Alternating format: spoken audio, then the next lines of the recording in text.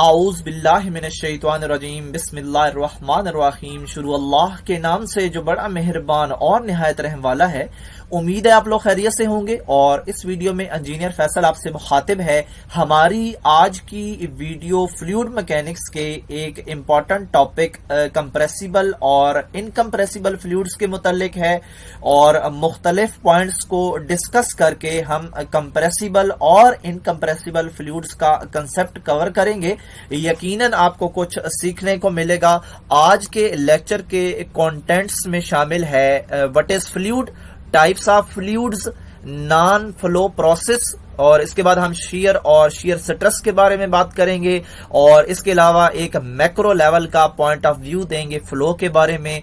और इसके बाद कंप्रेसिबल और इनकम्प्रेसिबल को कवर करते हुए हम कंप्रेसिबल फ्लूइड्स की इंपॉर्टेंस को देखेंगे। और मेरे चैनल का नाम केमिकल इंजीनियरिंग एज टेक है। यहाँ पे आपको मुख्तलिफ केमिकल के इंजीनियरिंग के जो सब्जेक्ट्स हैं, टॉपिक्स हैं, वहाँ पे आपको इन पे वीडियोस मिलेंगी। और आप मेरे channel chemical engineering as tech को सब्सक्राइब करेंगे, बेल का आइकन प्रेस करेंगे तो मेरी हर लेटेस्ट वीडियो आपको मिलती रहेगी। What is fluid? फ्लूइड क्या है? फ्लूइड एक सबस्टेंस है जो कि डिफॉर्म होता रहता है, लेकिन कब तक डिफॉर्म होता रहता है? जब तक उसके ऊपर शीयर फोर्स अप्लाई होती रहती है। तो ये शीयर फोर्स क्या है, इसको हम नेक्स्ट डिटेल में देखेंगे। फिलहाल आप ये देखें कि जो इसकी डेफिनेशन है और जो फ्लूइड्स की एग्जांपल्स हैं उनमें लिक्विड है, गैसेस हैं, वेपर्स हैं, और इन सब के मिक्सचर को भी हम फ्लूइड का नाम देंगे। जो फ्लूइड की टाइप्स हैं उसके अंदर आइडियल फ्लूइड्स हैं जो कि नॉन विस्कस होते हैं। उसके बाद हमारे पास रियल फ्लूइड्स हैं जो कि विस्कस होते हैं, और इसके अलावा परफेक्ट फ्लूइड्स हैं जो कि नॉन विस्कस होते हैं, और incompressible fluids are perfect fluids. Non flow process, तो ऐसे फ्लूइड्स जो कि प्रोसेस में शामिल भी होते हैं लेकिन उनका फ्लो नहीं हो रहा होता। तो वो कौन सा सिस्टम होता है? एक तो वो क्लोज्ड सिस्टम होता है और उसके अंदर जो फ्लूइड काम कर रहा होता है उसका फ्लो नहीं होता। उसकी नॉन प्रोसेस फ्लो की एग्जांपल्स में constant volume heating and cooling है। तो अगर हम कांस्टेंट वॉल्यूम की हीटिंग कर रहे हैं या कूलिंग कर रहे हैं तो वहां पे फ्लूइड का फ्लो नहीं हो रहा। और एक सेकंड एग्जांपल क्या है उसकी? जब इंजन और कंप्रेसर के अंदर एक्सपेंशन या कंप्रेशन हो रही होती है तो फिर भी जो फ्लूइड है उसका फ्लो नहीं होता, और इस प्रोसेस को हम नॉन फ्लो प्रोसेस कहते हैं। फ्लो बिहेवियर ऑफ फ्लूइड्स, जब एक फ्लूइड ने फ्लो करना होता है तो उसका क्या मैकेनिज्म है, वहां पे दो चीजों को हमने कंसिडर करना है। एक तो ये कि जब फ्लूइड को फ्लो करवाने की कोशिश की जाती है तो वो फ्लो करता है, और वो किस बेस पे करता है, वहां पे दो चीजें इन्वॉल्व होती हैं। एक तो जो फ्लूइड होता है उसकी लेयर्स होती हैं और वो लेयर्स एक दूसरे के ऊपर स्लिप होना शुरू हो जाती हैं। ठीक है, वो जो लेयर्स एक दूसरे के ऊपर स्लिप होती हैं या स्लाइड करती हैं, उसकी वजह से वहां पे फ्लूइड की डिफॉर्मेशन शुरू हो जाती है। और इसी स्लाइडिंग और स्लिपेज की वजह से वहां पे वो जो फ्लूइड है वो एक नई शेप अडॉप्ट करता है, और ये वजह है उसकी नई शेप की। और जब ये काम हो रहा होता है तो उसके दौरान एक नई चीज जन्म लेती है, उसका नाम है शीयर स्ट्रेस। और ये किस चीज पे डिपेंड करती है? यहाँ पे दो चीजों को हम देखेंगे। एक तो विस्कोसिटी को, तो जो फ्लूइड की विस्कोसिटी है वहां पे शीयर स्ट्रेस किस तरह इन्वॉल्व होती है, क्योंकि जो विस्कोसिटी अगर फ्लूइड की हो तो फिर वो रेजिस्ट करती है शीयरिंग मोशन को। यानी कि जो फ्लूइड की शेप डिफॉर्म होना होती है, चेंज होना होती है, तो विस्कोसिटी वहां पे आ जाती है, क्योंकि जो डिफॉर्मेशन हो रही होती है वो शीयरिंग स्ट्रेस या शीयरिंग की वजह से ही हो रही होती है, शीयरिंग मोशन की वजह से। और जो फ्लूइड की विस्कोसिटी है वो उसको रोकती है, ये काम करने से, यानी शेप चेंज करने से रोकती है। तो और इसके अलावा क्योंकि उसने शेप चेंज करनी है तो वहां पे हमने बताया कि जो उसकी लेयर्स हैं वो एक दूसरे के ऊपर स्लाइड कर रही होती हैं। तो ऑफ कोर्स जब फ्लूइड फ्लो करेगा तो जो रेट ऑफ स्लाइडिंग होगा उसको भी हम मद्देनजर रखेंगे कि वो उसका रेट क्या है, यानी कितने टाइम में कितनी स्लाइडिंग हो रही है और जो उसके फ्लो का सबब बन रही है। तो इन दो चीजों को हम भी मद्देनजर रखेंगे। और इसके अलावा क्योंकि जो सारी फ्लूइड की डिफॉर्मेशन है वो हो रही होती है शियर मोशन की वजह से, और जब वो ये प्रोसेस एंड पे जाता है, यानी कि डिफॉर्मेशन खत्म हो चुकी होती है, तो उसके अंदर जो शियर फोर्स, जो कि ड्राइविंग फोर्स होती है शेप चेंज करने की, वो एंड पे डिसअपीयर हो जाती है। जब शेप चेंज के दौरान तो ये चीज रहती है जो शियर स्ट्रेस है, लेकिन जब हमारा काम मुकम्मल हो जाता है तो फिर ये जो है वो शियर स्ट्रेस वो डिसअपीयर हो जाती है और जो हमारा फ्लूइड है वो इक्विलिब्रियम के अंदर आ जाता है और वहां पे फिर कोई मोशन या कोई चीज इन्वॉल्व नहीं होती। What is shear? शियर क्या है? ये फर्स्ट पॉइंट में देखें कि लेटरल डिस्प्लेसमेंट है, और कब होती है? जब one layer of material relative to another layer by an external force. जब एक एक्सटर्नल फोर्स अप्लाई की जाती है, चाहे वो एक्सपेंशन हो या कंप्रेशन हो, तो वो फ्लूइड जो है वो फ्लो करता है, और फ्लो तब करता है जब फ्लूइड्स की जो लेयर्स हैं वो एक दूसरे के ऊपर स्लाइडिंग स्टार्ट करती हैं। जब वो स्लाइडिंग होगी तो वो कुछ ना कुछ डिस्प्लेसमेंट होगी, उनकी कुछ ना कुछ फासला तय करेंगी, तो इसको हम शियर का नाम देंगे। और as long as this shear stress is applied, जब तक तो वो स्ट्रेस उसके ऊपर अप्लाई होती रहेगी, तो वो एक दूसरे के हिसाब से वो मूव करती रहेंगी, अपनी नेबर जो उनकी लेयर्स होगी वो फासला तय करती रहेंगी एक दूसरे के हिसाब से, और इस चीज को हम शियरिंग कह रहे हैं। जस्ट क्या कि जो फ्लूइड फ्लो कर रहा है उसके दरमियान फ्लूइड्स की जो लेयर्स हैं वो एक दूसरे के ऊपर जो स्लाइडिंग हो रही है वो शियर की वजह से हो रही है, और जब तक वो फ्लो करता रहेगा शियरिंग होती रहेगी। शियर स्ट्रेस क्या है? ये एक रेशो है दो चीजों के दरमियान। रेशो हमेशा दो चीजों के दरमियान ही होती है, एक तो फोर्स और एक एरिया ऑफ द लेयर।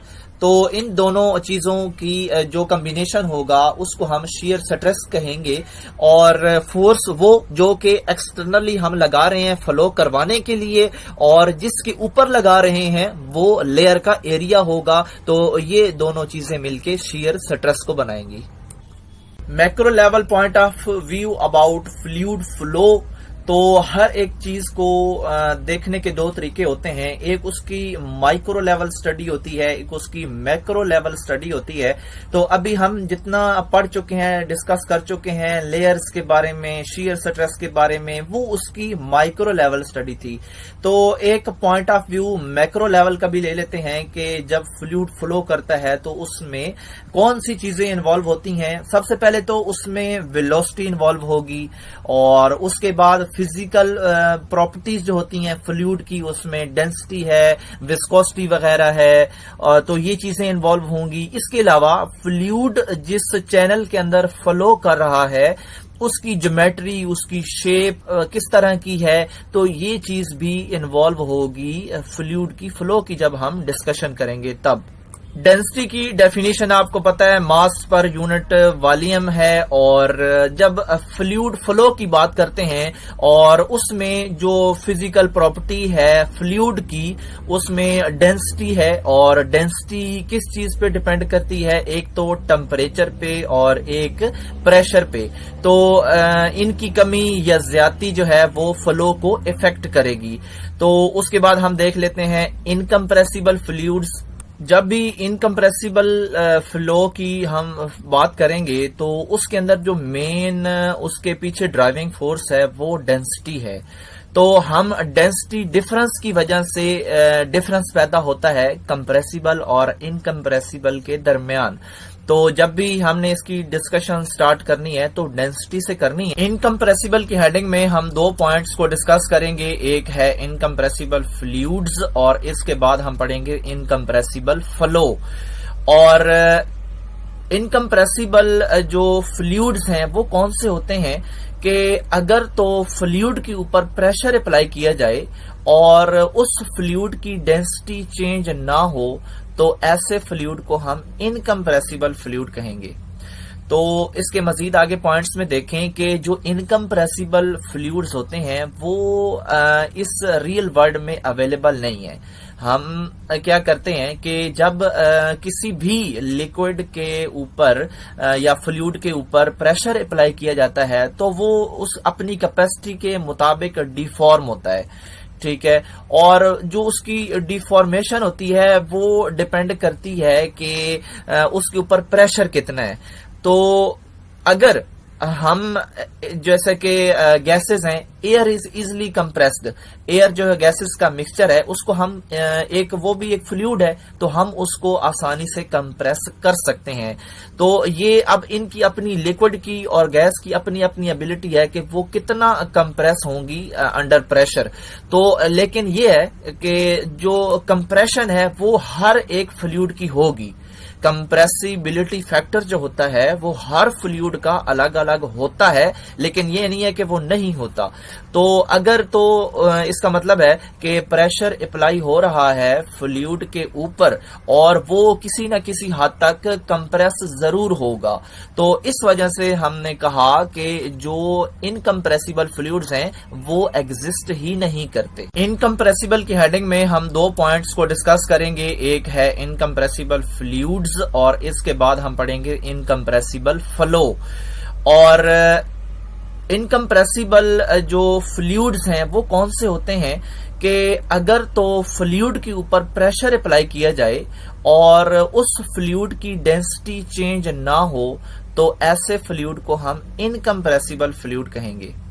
तो इसके मजीद आगे पॉइंट्स में देखें कि जो इनकम्प्रेसिबल फ्लूइड्स होते हैं वो इस रियल वर्ल्ड में अवेलेबल नहीं है।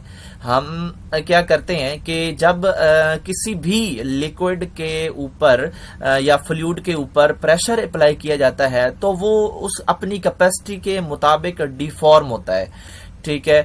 और जो उसकी डिफॉर्मेशन होती है वो डिपेंड करती है कि उसके ऊपर प्रेशर कितना है। तो अगर हम जैसे कि गैसेस हैं, air is easily compressed, air जो है गैसेस का मिक्सचर है उसको हम वो भी एक फ्लूइड है तो हम उसको आसानी से कंप्रेस कर सकते हैं।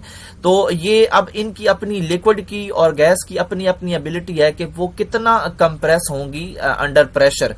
तो लेकिन ये है कि जो कंप्रेशन है वो हर एक फ्लूइड की होगी। कंप्रेसिबिलिटी फैक्टर जो होता है वो हर फ्लूइड का अलग अलग होता है, लेकिन ये नहीं है कि वो नहीं होता।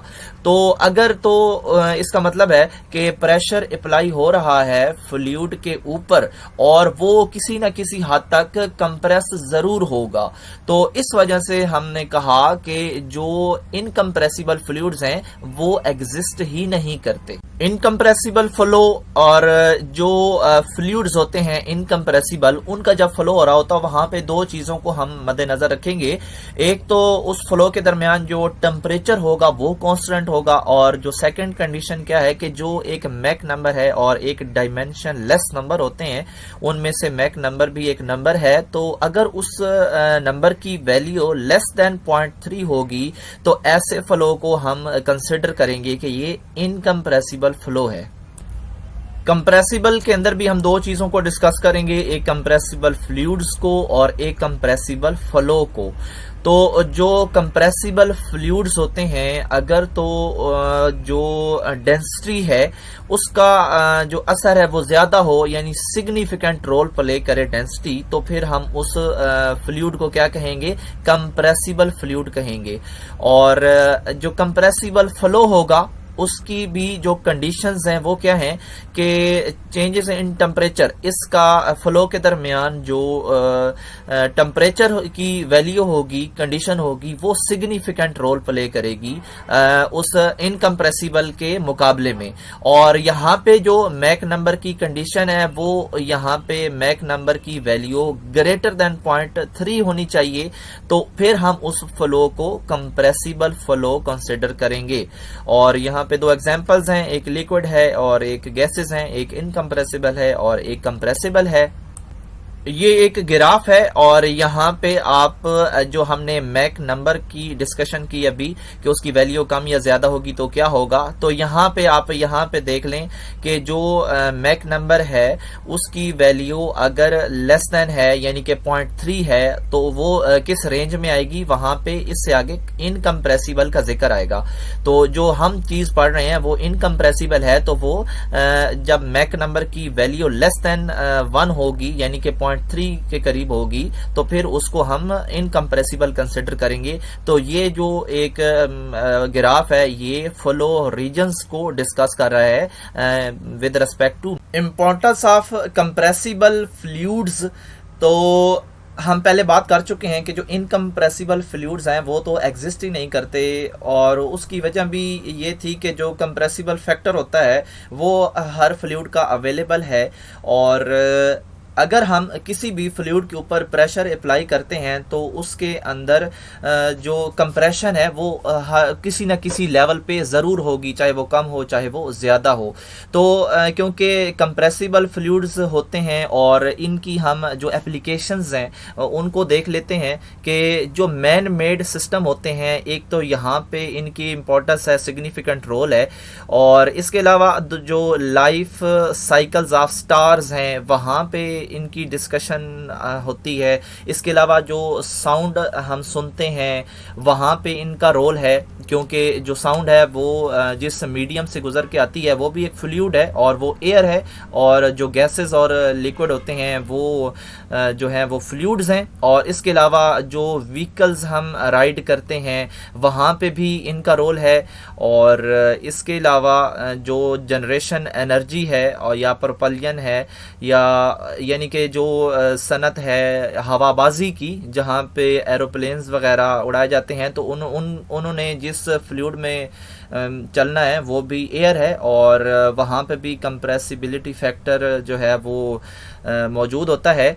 तो इस वजह से ये सारी चीज़ें जो हैं वो कंप्रेसिबल फ्लूइड्स की इम्पोर्टेंस में आती हैं। और जो इसके अलावा जो ये फील्ड है, क्योंकि मैकेनिक्स का टॉपिक है, तो इसके अलावा जो थर्मोडायनामिक्स ऑफ कंप्रेसिबल फ्लो है यहाँ पे भी इसका जिक्र होगा।